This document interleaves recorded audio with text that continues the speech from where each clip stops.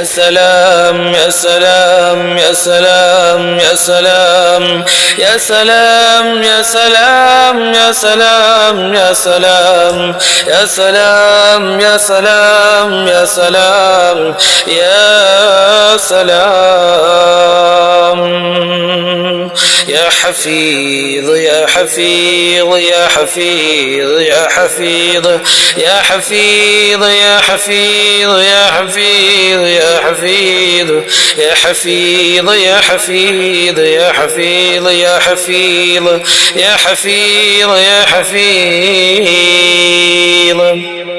يا فتاح يا فتاح يا فتاح يا فتاح يا فتاح يا فتاح يا فتاح يا فتاح يا فتاح يا فتاح يا فتاح يا فتاح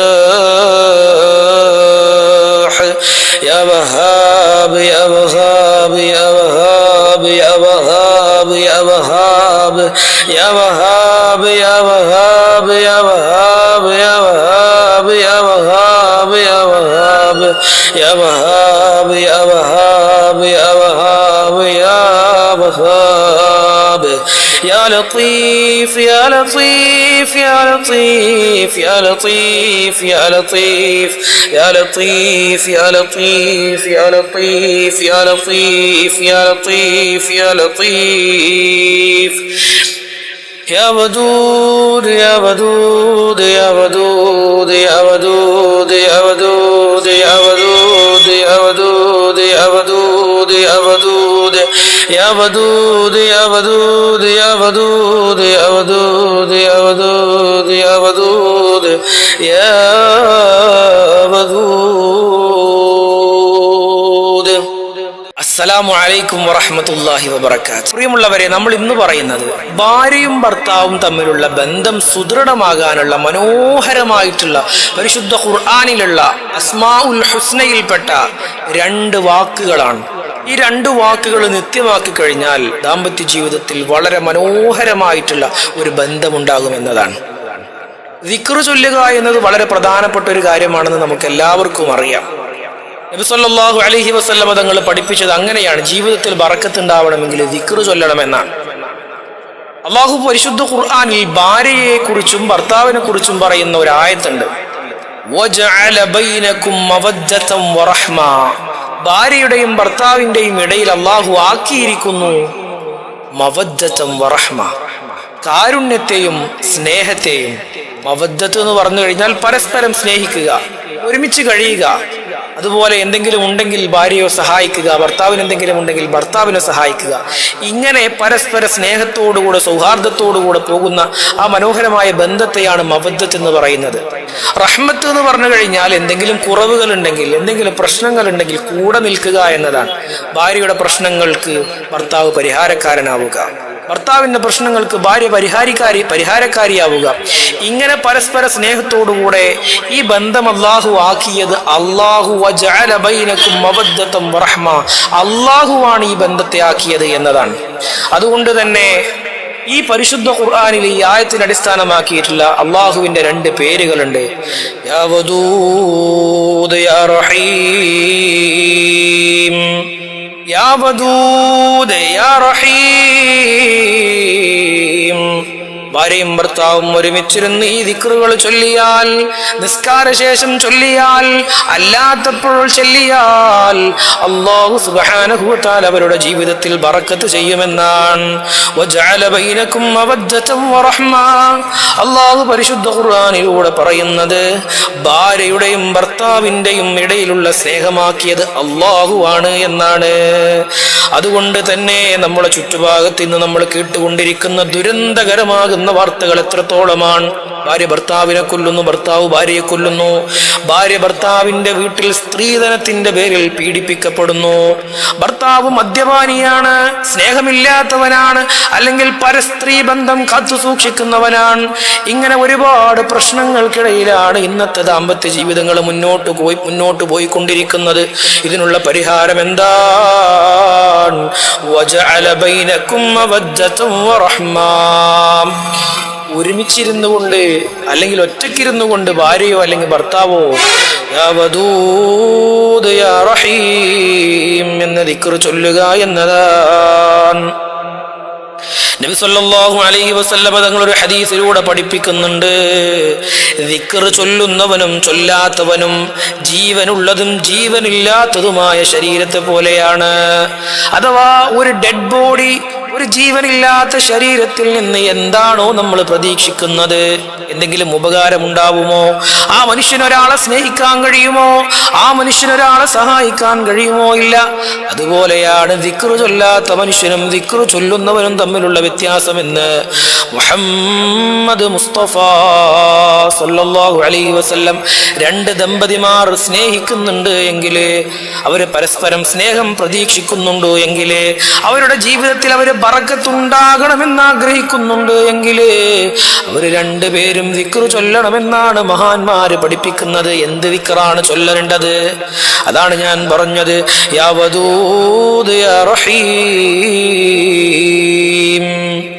ഈ കാലഘട്ടത്തിലെ വലിയ വലിയ പ്രശ്നങ്ങളില്ലാതിരിക്കാൻ, നമ്മുടെ ജീവിതത്തിൽ സന്തോഷമുണ്ടാവാൻ, ദാമ്പത്യ ജീവിതത്തിൽ ബറക്കത്തുണ്ടാവാൻ ചൊല്ലൂ യാ വദൂദ് യാ റഹീം.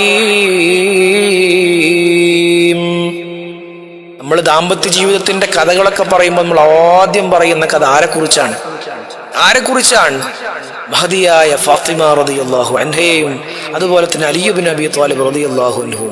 അവരുടെ ജീവിതത്തെക്കുറിച്ച് നമ്മൾ പഠിക്കുമ്പോൾ നമുക്കറിയാം, കൊടിയ ദാരിദ്ര്യമായിരുന്നു. കഴിക്കാൻ ഭക്ഷണമില്ല, ഉറങ്ങാൻ വിരിപ്പില്ല, വീട്ടിൽ ഫർണിച്ചറുകളില്ല, ജോലിയില്ല, വരുമാനമില്ല, പട്ടിണിയുടെ തീച്ചൂളയിൽ കഴിഞ്ഞിരുന്ന രണ്ട് കുടുംബങ്ങൾ. ആ രണ്ട് കുടുംബങ്ങളും ഒന്നിക്കുകയാണ്, അലി ഇബ്നു അബീ ത്വാലിബ് റളിയല്ലാഹു അൻഹു ഫാത്തിമ ബീവിയും.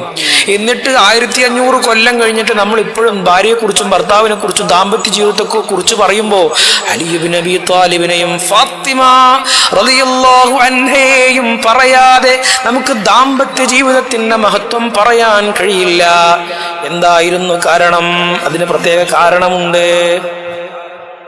നബി സല്ലല്ലാഹു അലൈഹി വസല്ലം തങ്ങൾ ഫാത്തിമ ബീവിയുടെ അടുക്കലേക്ക് ചെല്ലുമ്പോൾ ഫാത്തിമ ബീവി റളിയല്ലാഹു അൻഹ തന്റെ പിതാവിനോട് ജീവിതത്തിന്റെ ദാരിദ്ര്യത്തെ കുറിച്ച് പറയാണ്. ബാപ്പാ, വലിയ പ്രയാസത്തിലാണ് ബാപ്പാ. ഈ സമയത്ത് നബി സല്ലല്ലാഹു അലൈഹി വസല്ലം തങ്ങൾ അലിയാർ തങ്ങളെയും ഫാത്തിമ ബീവിയെയും വിളിച്ചുകൊണ്ട് പറയുന്നുണ്ട്, പ്രിയപ്പെട്ട മക്കളെ,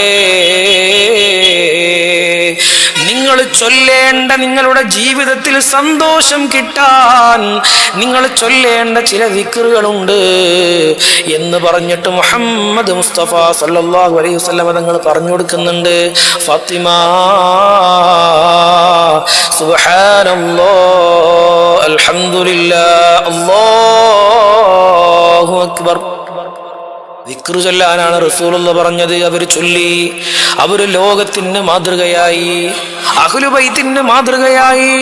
ലോകം ഇന്ന് റസൂലുള്ളാഹിന്റെ കുടുംബം അറിയപ്പെടുന്നത് മഹദിയായ ഫാത്തിമ ബീവി റളിയല്ലാഹു അൻഹയുടെ കുടുംബത്തിൽ നിന്നാണ്, അലിയാർ തങ്ങളുടെ കുടുംബത്തിൽ നിന്നാണ്. ബറക്കത്തുള്ള ജീവിതമായി മാറി. നാളെ പാരത്രിക ലോകത്തും അവരുടെ ജീവിതം, അവരുടെ മാതൃകയായി ജീവിച്ച അനേകമായിരം ദമ്പതികളെ കൊണ്ട് അഭിമാനിക്കാൻ വകയുള്ള ജീവിതമാണ് ലോകത്ത് ബാക്കി വെച്ചത് സയ്യിദത്തുനാ ഫാത്തിമ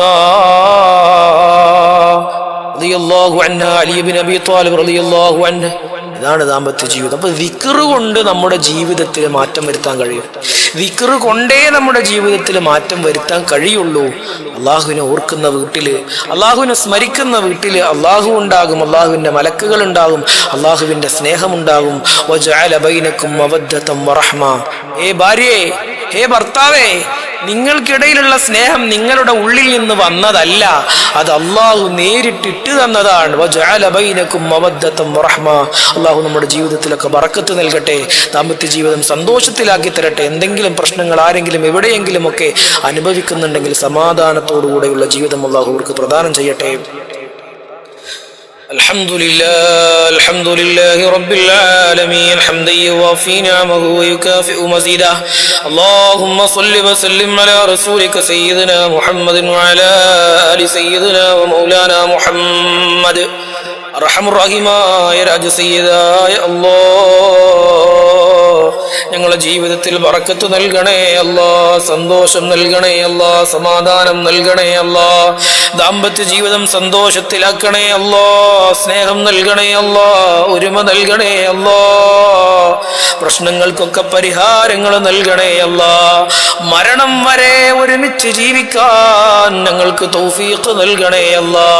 അല്ലാഹുവേ, നാളെ സ്വർഗത്തിലും ഞങ്ങളുടെ പ്രിയപ്പെട്ട ഇണകളെ ഞങ്ങൾക്ക് ഇണകളായി തന്നെ നൽകണേ അല്ലാ. ഫാത്തിമ ബീവിയുടെ അലിയാര് തങ്ങളുടെ ജീവിതത്തെ പോലെ ഞങ്ങളുടെ ജീവിതം ബറക്കത്തുള്ള ജീവിതമാക്കണേ അല്ലാ, ക്ഷമയുള്ള ജീവിതമാക്കണേ അല്ലാ, സമാധാനമുള്ള ജീവിതമാക്കണേ അല്ലാ, ഒരുമയോടെ ജീവിക്കാൻ, ബർക്കത്തോടെ ജീവിക്കാൻ, സന്തോഷത്തോടെ ജീവിക്കാനുള്ള തൗഫീഖ് നൽകണേ അല്ലാ. അല്ലാഹുവേ, ഞങ്ങളെ മക്കളെ ജീവിതത്തിൽ വിജയിപ്പിക്കണേ അല്ലാ, കൺകുളിർമയുള്ള മക്കളാക്കണേ അല്ലാ, ജീവിതത്തിൽ വിജയിക്കുന്ന മക്കളാക്കണേ അല്ലാ, പറഞ്ഞതനുസരിക്കുന്ന മക്കളാക്കണേ അല്ലാ. അർഹമുർ റഹീമായ രാജസയ്യിദായ അല്ലാ, സന്തോഷവും സമാധാനവും ഉള്ള കുടുംബമാക്കണേ അല്ലാ, വലിയ മാരക രോഗങ്ങളിൽ നിന്ന് കാക്കണേ അല്ലാ, രോഗികളായി നരകിച്ചുള്ള ജീവിതം ഞങ്ങൾക്ക് നൽകല്ല അല്ലാ. അല്ലാഹുവേ, ഞങ്ങളുടെ കുടുംബങ്ങൾക്കിടയിൽ സ്നേഹവും സാഹോദര്യവും ഐക്യവും ഒരുമയും നൽകണേ അല്ലാ. അല്ലാഹുവേ, ഞങ്ങൾ ഒരുപാട് പ്രശ്നങ്ങൾക്ക് നടുവിൽ ജീവിക്കുന്നവരാണ്, കാണാക്കയങ്ങളുടെ പ്രശ്നങ്ങളിലാണ് അല്ലാ. ഞങ്ങൾക്ക് സമാധാനം നൽകണേ അല്ലാ, ദിക്റ് ചൊല്ലുന്നവരിൽ ഞങ്ങളെ ഉൾപ്പെടുത്തണേ അല്ലാ. അല്ലാഹുവേ, മരണം ഖൈറാകുന്ന സമയത്ത് കലിമ ചൊല്ലി മരിക്കാനുള്ള തൗഫീഖ് നൽകണേ അല്ലാ. വിശാലതയുള്ള ഖബർ ഞങ്ങൾക്ക് നൽകണേ അല്ലാ, സ്വർഗമുള്ള ഖബറാക്കണേ അല്ലാ. ഞങ്ങളിൽ നിന്ന് മരണപ്പെട്ടു പോയ ഞങ്ങളുടെ പ്രിയപ്പെട്ടവരുടെ ഖബറിടങ്ങൾ സ്വർഗ പൂങ്കാവനമാക്കണേ അല്ലാ. അല്ലാഹുവേ, നാളെ നരകത്തെ തൊട്ട് ഞങ്ങളെ കാക്കണേ അല്ലാ, സ്വർഗം നൽകണേ അല്ലാ, ഹബീബായ മുത്തുനബിയുടെ ശഫാഅത്ത് നൽകണേ അല്ലാ, മീസാനിലും ഞങ്ങളെ വിജയിപ്പിക്കണേ അല്ലാ, സിറാത്തുൽ മുസ്തഖീമിൽ വിജയിപ്പിക്കണേ അല്ലാ. അല്ലാഹുവേ, നിന്റെ സ്വർഗീയ ലോകത്ത് ഞങ്ങൾക്കും ഞങ്ങളെ പ്രിയപ്പെട്ടവർക്കും ഒരുമിച്ച് കൂടാനുള്ള തൗഫീഖ് നൽകണേ അല്ലാ. അല്ലാഹുവേ, പരിശുദ്ധമായ ശഅബാൻ മാസത്തിന്റെ ബറക്കത്ത് കൊണ്ട് ഞങ്ങളുടെ ദുആക്ക് ഇജാബത്ത് നൽകണേ അല്ലാ. اللهم بارك لنا في رجب وشعبان وبلغنا رمضان. ربنا تقبل منا إنك أنت السميع العليم وتب علينا إنك أنت التواب الرحيم وارحمنا وإياهم برحمتك يا أرحم الراحمين.